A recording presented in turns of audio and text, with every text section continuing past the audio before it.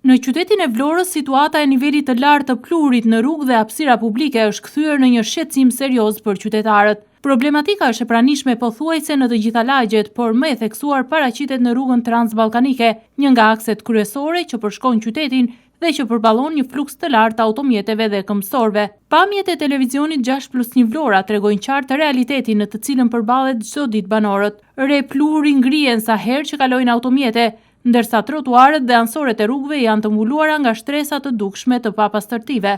Niveli i lartë i pluhurit u vure edhe gjatë kësaj të diele, kur punojësit e pastrimit u pan duke fshirë me fshesa një segment të rrugës transballkanike.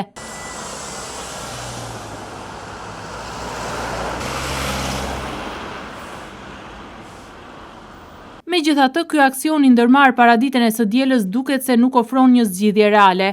Pluhuri që pretendohet të pastrohet me fshesa ngrihet sërish në ajër, duke u rikthyer në të njëjtin vend. Sasia e madhe e pluhurit e kthyer tashmë në një shtresë të trashë të baltës të thatë e bën të pamjaftueshme këtë formë pastrimi. Për më tepër, kjo metodë rrezikon edhe shëndetin e vetpunonjësve të pastrimit, të cilët u pan duke punuar pa maska mbrojtëse, duke thithur pluhurin në ajër.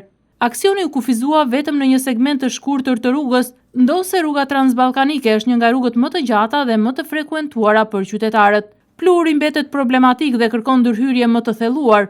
Pastrimi efektiv në këto kushte kërkon larje me ujë dhe presion dhe përdorimin e mjeteve mekanike të specializuara, jo thjesht fshirje manuale, veçanërisht kur pluhuri është përzier me baltë dhe ka krijuar shtresa të forta. Pluhuri i ngritur në ajër nuk është vetëm një çështje estetike apo shqetësim për bizneset dhe banesat përreth, por përbën mbi të gjitha edhe rrezik për shëndetin publik. Mjafton kalimi i disa automjeteve që ajri të mbushet me grimca pluhuri, duke e bërë të vështirë frymarrjen dhe qëndrimin jashtë. Në këtë situatë, vëmendja kthehet tek ndërmarrja e pastrimit, e cila ka për detyrë mirëmbajtjen e hapësirave publike.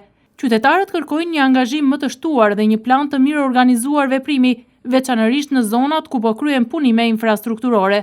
Një nga masat konkrete që mund të ndikojë drejt për drejt në uljen e nivelit të pluhurit është larja e rrugëve me ujë me presion, të paktën 2 herë në ditë, sidomos në oraret me qarkullimin më të lartë. Gjithashtu mbetet për të sqaruar nëse punojësit e angazhuar në ditë pushimi paguhen sipas legjislacionit në fuqi dhe nëse u garantohet mbrojtja e nevojshme shëndetësore. Ndërmarrja disponon autobote për larjen e rrugëve dhe kërkohet që këto mjete të përdoren në mënyrë efektive, pa i ekspozuar punojësit në kushte të papërshtatshme dhe të rrezikshme. Situata e pluhurit në Vlorë kërkon zgjidhje të qëndrueshme dhe jo ndërhyrje sporadike, në mënyrë që qyteti të ofrojë një mjedis më të pastër dhe më të sigurt për të gjithë.